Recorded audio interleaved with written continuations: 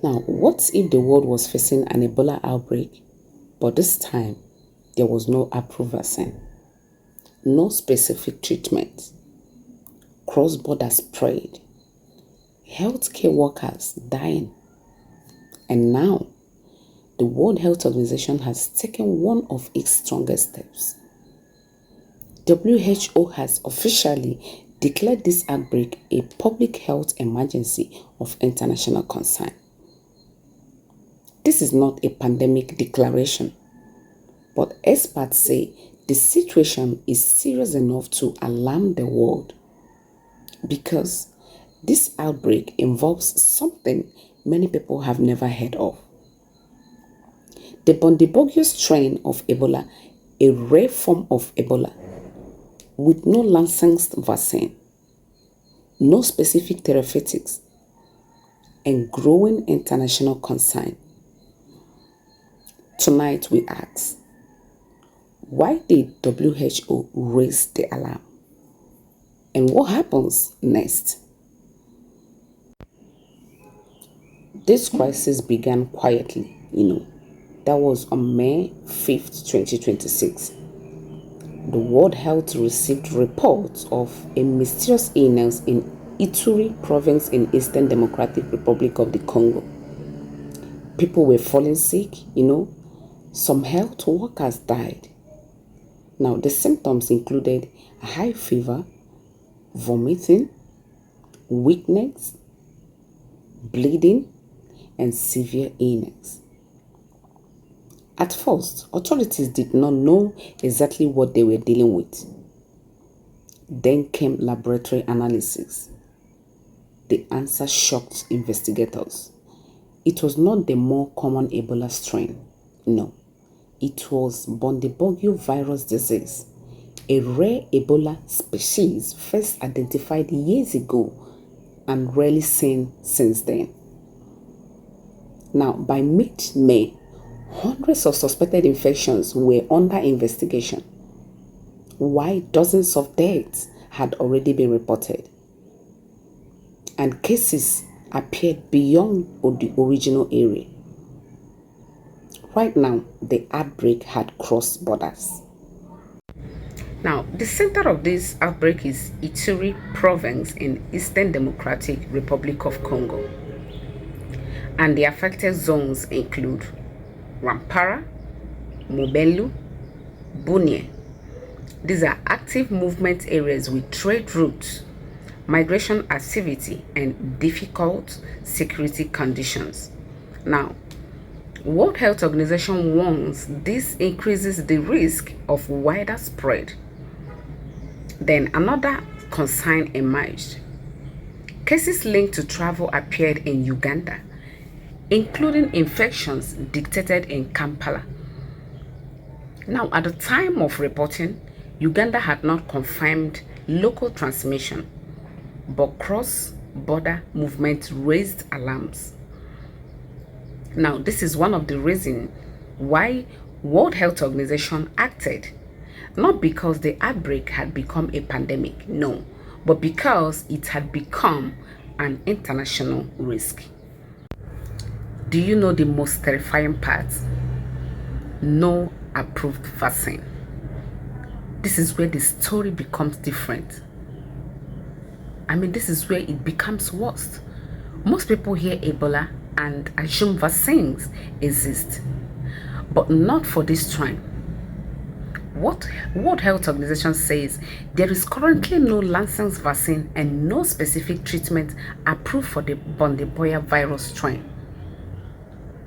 Now, that changes everything because outbreak control now depends heavily on early detection, isolation, contact tracing, protective equipment, safe burials, community cooperation, and supportive care. Health systems become the front line, and experts fear delays could allow wider transmission.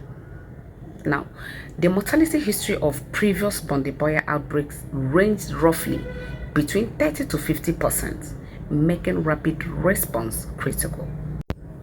Now, this is the reason it was declared an emergency.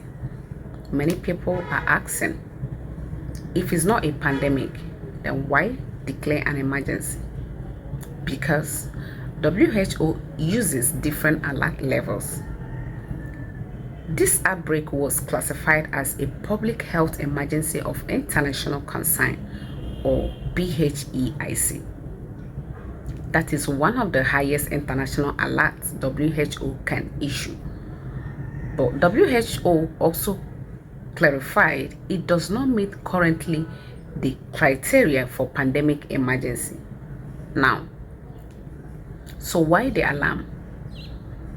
So experts point to several concerns, cross-border movements, health care infections, difficult access areas, conflict conditions, population displacement, movement restrictions, contact tracing challenges, and possible underdetection. Now, this is not only a medical challenge, it is also a humanitarian challenge. Ebola is a rare but serious viral illness that can cause severe infection and bleeding complications, and it can have a high death rate if not treated early. Ebola spreads through direct contact with body fluids from an infected person. This includes blood, vomit, saliva, urine, stool, sweat, breast milk, semen, or contaminated objects such as needles and medical equipment. It is not spread through the air like flu or COVID-19. The incubation period is usually between 2 and 21 days. People are generally not infectious until symptoms begin. Early symptoms often look like flu and may include fever, severe tiredness, headache, muscle aches, sore throat, nausea, vomiting, diarrhea, and abdominal pain. As the illness becomes more severe, some patients can develop bleeding, shock, organ failure, and severe dehydration. Doctors investigate suspected Ebola using blood tests such as PCR testing to detect the virus. Patients are usually managed in specialist isolation settings with strict infection control measures. Treatment is mainly supportive and includes intravenous fluids, oxygen if needed, correcting electrolytes, treating complications, and intensive care support. Some treatments and vaccines exist for certain Ebola strains, but the current situation involves the Bundibugyo strain, which currently has no licensed vaccine or specific treatment. Health authorities in the Democratic Republic of the Congo and Uganda are responding to an outbreak caused by the Bundibugyo strain. The WHO has declared it a public health emergency of international concern. Around 246 suspected cases, about 80 deaths. Now, here are global reaction and online discussions. Online discussions exploded after World Health Organization's declaration. Now, many people focus on one phrase, no vaccine. No vaccine. Others compared it to, previous Ebola outbreaks. Now, health communities online discuss concerns about undetected spread, health care pressure, cross-border surveillance, and again, whether the true number are higher than confirmed reports. Meanwhile, several countries have increased monitoring and preparedness measures. Health agencies continue stressing vigilance rather than panic. Now, experts emphasize something important. Ebola does not spread like COVID-19. It spreads through direct contact with infected bodily fluids. But outbreaks can still become severe if response systems are overwhelmed. Now, let's talk about further implication section. What happens next? Now, the world is now watching several major questions. Questions like, can the outbreak be contained quickly? WHO and response teams are strengthening surveillance, isolation systems, and cross-border coordination. Again, will vaccine research accelerate? because there is no approved vaccine for this strain. Pressure may grow for faster research and medical development. Another question: could more countries increase preparedness, airports, border monitoring, health surveillance, emergency response systems? Many nations may quietly review readiness plans. Hey, girl.